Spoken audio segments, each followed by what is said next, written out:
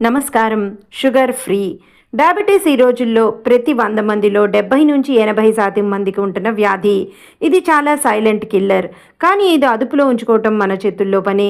వీటితో బాధపడుతున్న వారు వైద్యుల సలహాలను పాటించి తగినన్ని జాగ్రత్తలు తీసుకుంటే ఆరోగ్యం మన చేతుల్లోనే ఉంటుంది. షుగర్ వ్యాధి అంటే శరీరంలో ఊరవలసిన ఇన్సులిన్ సరిగ్గా ఉత్పత్తి అవ్వకపోవడమే. దానికి తగ్గ ఔషధములు, సరైన ఆహార నియమాలు, సరైన వ్యాయామం పాటిస్తే అది కంట్రోల్డ్గా ఉంటుంది. షుగర్ వ్యాధి లక్షణాలేంటి? అవి ఎలా ఉంటాయి అంటే అతిగా మూత్రం పోవడం, అతిగా దాహం వేయడం, చాలా ఆకలి వేయడం, బలం లేకపోవడం, చాలా అలసిపోయినట్లుండడం, కళ్ళు మసకబారడం, ఒళ్ళు పొడారిపోవడం, దురదలుండడం, ఏదైనా గాయాలు తగిలినప్పుడు తొందరగా మానకపోవడం, బరువు అధికంగా పెరగడం లేదా తగ్గడం.